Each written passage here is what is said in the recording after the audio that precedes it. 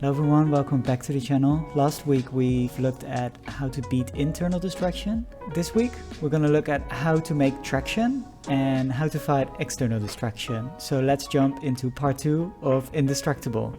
So when you want to make time for traction, you first have to figure out what you want to do, because only then you can tell what is distraction and what is traction. So this is not something you do once and that's you for the rest of your life. This is something you should do regularly. It's kind of like a work in progress. So basically you can be like, I want to spend more time on sports, and then later you realize like, I'm tired all the time, I don't want to do it anymore, and you can just have a little less time for sports and you can make it up with other things. But the first thing is really important, that if you check your calendar at the moment, does it really reflect the values you have? Does it really reflect how you want to spend your time? So in order to make it easier to break down your time and decide how you want to spend traction in your life, there's 3 areas. There's you, there's your relationships, and there's work. The first thing you should schedule always is you, because if you're not happy, if you're not in a good place mentally or physically, that's gonna ripple down through your relationships and through your work.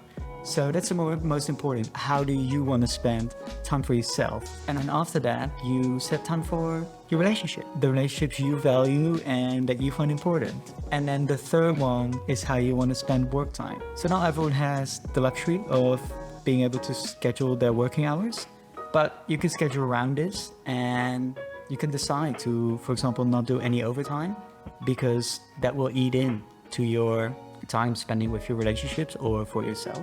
And then once you decide how you want to spend your life with traction, you can time block it. So basically for every hour of the day in the week, you can block out time how you want to spend it. So you can say Monday morning, 9 to 10, I want to do exercise. 10 to 5, I work. From 5 to 7, I make dinner and I spend time with my family or friends. And then from 9 till 10, I meditate, I do yoga.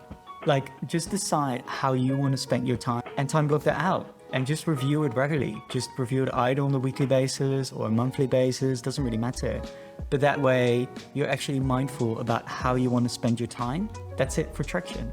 Now the last one, external triggers. So the first thing you want to do is optimize your communication. Email and group chats can be really, really distracting. I love this tip Tim Ferriss always says, is never check your email if you can't do anything about it. I'm guilty of this quite often. Like whenever I was freelance, I would used to check my email even when I'm away from my computer and I'm not going to be near my computer for the rest of the evening. It's only going to cause stress. It's just not something useful to use. And a good tip for this is to just batch check your messages.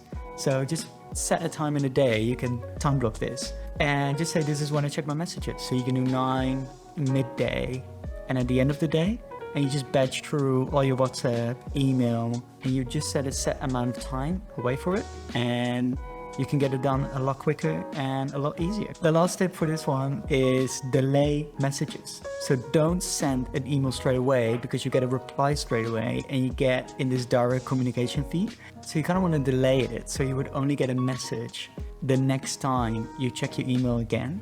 And quite often, issues that people email you for will be solved already by the time you get back to them. So it also makes your to-do list a lot shorter. Tip 2, make your phone work for you. So the first step in this is get rid of any apps you don't use anymore or really don't want to use at all anymore. Then second step, make a category for apps that are potentially distracting but still add value to your life. And basically what you want to do is you want to check these apps only at times you time block time for this. Tip 3 is readjust your home screen. If you're constantly seeing the apps that are distracting to you, then you're constantly getting a trigger. So therefore it's a lot easier to fall into distraction, where if you hide that app in a folder or somewhere else, it's less likely that you fall into that distraction. The last one is adjust your notifications. So iOS now has this function that you can set certain focus modes, and I think it's very useful. I get the notifications I need at the right time.